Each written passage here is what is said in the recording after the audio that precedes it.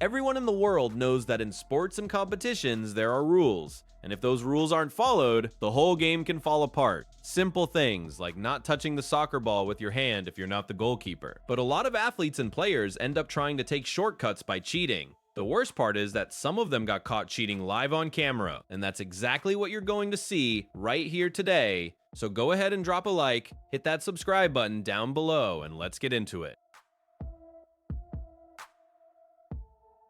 A case that really caught people's attention happened back in 2019 during a half marathon in Temecula, California. Fitness model Ezzy Manziel, wife of former NFL quarterback Johnny Manziel, crossed the finish line with a time of 1 hour, 58 minutes, and 22 seconds over the 21-kilometer course. Now, in the first 10 kilometers, her pace was pretty relaxed, around 14 minutes per mile. But then, out of nowhere, the data showed that she somehow ran the last 6.7 kilometers in just 26 minutes. To put that in perspective, that would require a pace faster than women's world records, and honestly comparable to elite men's times. And here's another weird detail. There was absolutely no record of her passing the 11-kilometer checkpoint at all.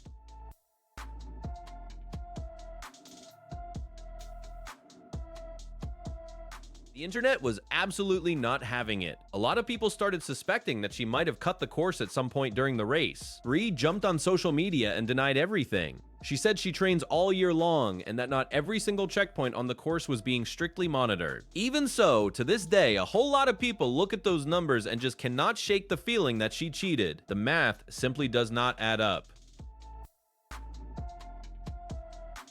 One of the most embarrassing moments in Olympic history happened in London, back in 2012. During a badminton match, the crowd started noticing something was seriously off. The athletes were making basic mistakes over and over again. Serves were going straight into the net, easy shots were flying out of bounds, and it kept happening again and again. But it wasn't a lack of skill, they were doing it on purpose. The pairs from China, South Korea, and Indonesia had already qualified and wanted to lose that specific match so they could land on an easier side of the bracket. Basically, lose now to try and secure a medal later. The problem is, it became way too obvious. The crowd started booing non-stop, the referees even paused the match and issued a warning, but nothing changed. The players kept making clear, deliberate mistakes, like they didn't care who was watching. And then in another match, things got even weirder. One pair was trying to lose, and so was the other. Nobody wanted to win. It was one of the strangest things you'll ever see at the Olympics, and the whole world was watching it unfold live.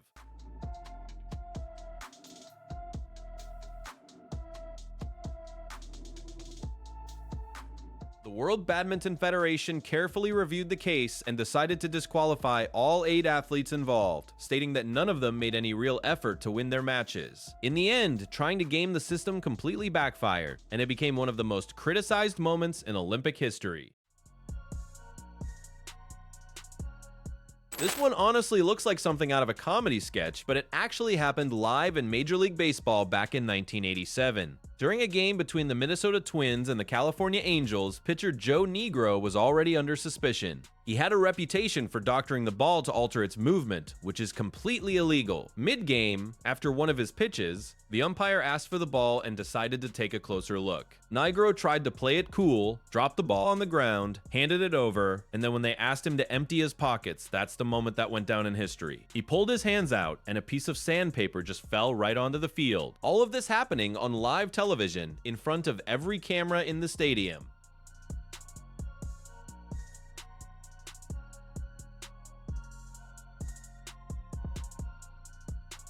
The slow motion replay only made things worse. You could clearly see him trying to ditch the objects, like nobody was going to notice. His explanation afterward was that he used them to file his nails between innings, but barely anyone bought that story. He was using the emery board to scratch the ball and make it move differently through the air. Joe Negro got ejected from the game and also received a suspension. It wasn't even the most sophisticated cheating, but it was definitely one of the most shameless acts ever caught live on camera. At the 2016 UCI Under-23 Cyclocross World Championship, a young Belgian rider named Femke van den Driesche, just 19 years old, was one of the top favorites for the title. She was already a European champion and came into the race in great form, but after the race, a discovery nobody saw coming changed everything. The International Cycling Union decided to inspect her bike and found a hidden motor inside the frame. Yes, an actual motor. The device was designed to give her an extra boost while pedaling, especially on the toughest sections, like steep climbs. This is what became known as mechanical doping.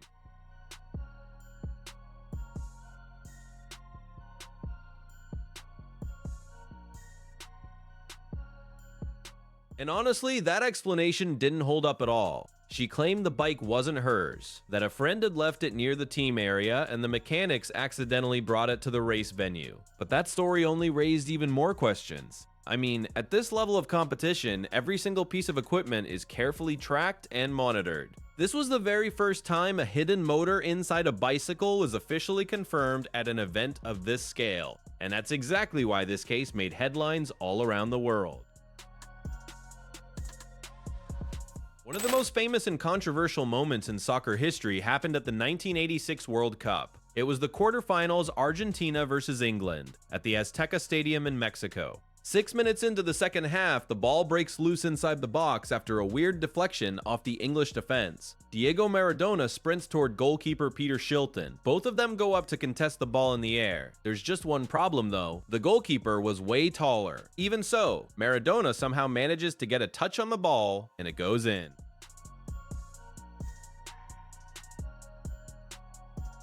Right there, the referee validated the goal. The English players surrounded him, complained, but it didn't matter. Play continued. Only later in the replay footage did it become clear that Maradona had used his hand to push the ball in. When asked about it after the match, he responded with a phrase that became legendary. He said the goal was scored a little with his head and a little with the hand of God. That moment became a symbol. For some, it was cheating. For others, it was a kind of payback against England just a few years after the Falklands War. In the end, the goal went down in history not just because of the cheating, but because of everything that came along with it. The women's 1500-meter final at the London Olympics in 2012 seemed like just another tactical race, but it ended up going down as the dirtiest race in Olympic history. The pace started slow, with the athletes bunched together almost like nobody wanted to make a move too early. In the end, Turkish runner Asli Sakir Alptekin took the gold, with her compatriot Gamze Bulut grabbing silver. The bronze went to Maryam Yusuf Jamal of Bahrain. It seemed settled, but it really wasn't. Years later, more detailed testing started revealing some serious irregularities. Alptekin was sanctioned for manipulating her biological data between 2010 and 2012, and it wasn't even her first offense. She already had a history, so she ended up losing the gold in every result from that entire period. Gamze Bulut met the same fate. She was also suspended after issues with her biological passport. And it didn't stop there. Other athletes from that final, like Tatiana Tomashova, Natalia Karaiva, and Ekaterina Kostetskaya, were also disqualified for cases tied to banned substances and doping. When all was said and done, nearly half of the entire final had been disqualified. Because of that, athletes who had finished way back in the pack ended up on the podium years later. Maryam Yusuf Jamal became the Olympic champion, followed by Abeba Aragawi and Shannon Robery. A race that looks completely normal in real time, but one that over the years made it very clear that a lot of what happened out there wasn't nearly as clean as it seemed. This scandal was so massive it actually got its own name. It became known as Bloodgate, and it happened on April 12, 2009 during a decisive Heineken Cup rugby match. The English team Harlequins were facing Leinster in the quarterfinals. There were less than 10 minutes left, the score was tight, 6-5, and the English side had already burned through pretty much all of their substitutions. And that's when things got weird. A player named Tom Williams walked off the pitch with blood pouring from his mouth, claiming an injury. In rugby, that allows for a temporary substitution. And who came back on? Nick Evans, the team's best kicker, who had already been subbed off earlier. In the moment, it looked like just a lucky break. But it absolutely wasn't. Williams had used a fake blood capsule, slipped to him by the team's physio, to fake the injury. The whole idea was to get around the rules and bring back their most important player for the final minutes of the match. The plan almost worked. Evans even attempted a crucial kick, but he missed. Leinster won and moved on in the tournament. After the investigation, it came out that this kind of scheme had actually been used by the club multiple times before. The punishments were severe. Williams, head coach Dean Richards, and the physio were all banned, and the club was hit with a heavy fine. That attempt to cheat became one of the biggest scandals in the entire history of rugby. A heartbreaking example of how cheating can completely destroy someone's life happened in boxing on June 16, 1983, at Madison Square Garden in New York. On one side, you had Billy Collins Jr., 21 years old, undefeated, with 14 wins to his name. On the other, Luis Resto, more experienced, but considered the underdog. The fight was being broadcast across the entire country, with over 20,000 people watching live. And in the early rounds, something already felt off. Collins mentioned to his father, who was also his trainer, that his opponent was hitting way too hard. He said it felt like the guy had a brick in his gloves. Still, he pushed through all 10 rounds. Resto won by judge's decision, but there was no celebration in the air. Collins' face was badly damaged, and he kept saying he couldn't see straight. Shortly after, his father got suspicious. When he touched Resto's gloves, he could immediately tell something was wrong. They felt different, harder than they should have been. The commission was called in right away.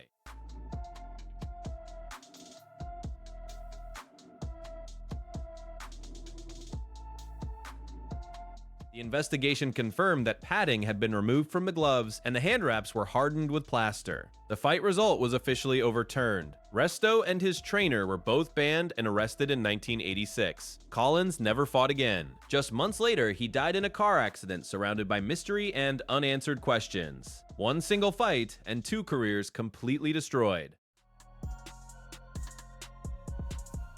Another classic case of cheating happened at the 1980 Boston Marathon, one of the most traditional races in the world. On that April 21st, Rosie Ruiz crossed the finish line in first place among the women, with a time of 2 hours, 31 minutes, and 56 seconds. It was an impressive result, better than hundreds of other competitors. But right after she finished, the doubts started creeping in. Rosie didn't look tired at all. She was barely sweating. And when she was interviewed, she couldn't explain basic things about the race, like her pace or her time splits. Other runners found that really strange too. Nobody remembered seeing her during the course, not even at famous spots like the stretch past Wellesley College, where there's always a massive crowd cheering. Things got even more suspicious when they started analyzing photos and videos from the race. She simply didn't show up anywhere on camera, not a single frame. It was like she had appeared out of nowhere right at the end.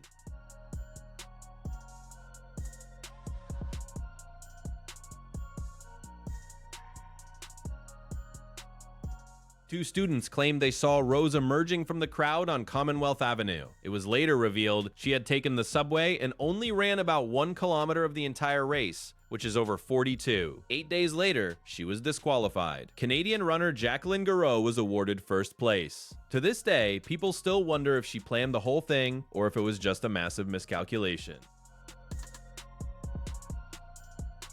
Back in 2003, one of the biggest names in baseball got caught in a pretty embarrassing moment, and it was all live on TV. During a game between the Chicago Cubs and the Tampa Bay Devil Rays, Dominican star Sammy Sosa stepped up to the plate like any other at-bat, but when he made contact with the ball, his bat shattered. And just like that, the secret was out. Inside the bat, umpires found cork. Now, if you don't follow baseball, that might not sound like a big deal, but it really is. Official bats have to be made of solid wood. When you hollow them out and pack them with cork, the bat becomes lighter and easier to swing, which can give a hitter a serious advantage at the plate.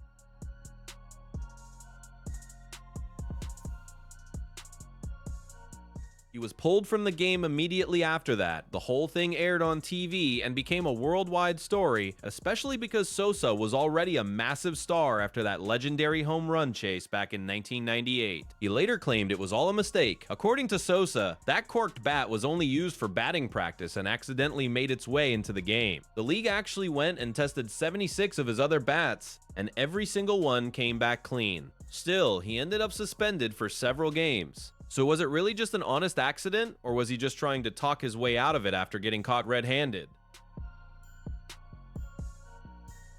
Even Formula One, with all its strict rules, has had one of the most controversial moments in sports history, and the whole world watched it live. Back in 2008 at the Singapore Grand Prix, during lap 15, Brazilian driver Nelsinho Piquet crashed his car into turn 17, triggering a safety car period. At the time, it just looked like a mistake. He even said so himself after the race, but that crash completely changed the outcome of the event. Just before the incident, Fernando Alonso, his teammate at Renault, had already made a strategic pit stop. Once the safety car came out, the race leaders were forced to pit later and drop way down the order. Because of that, Alonso, who had started in 15th place, ended up winning the whole race.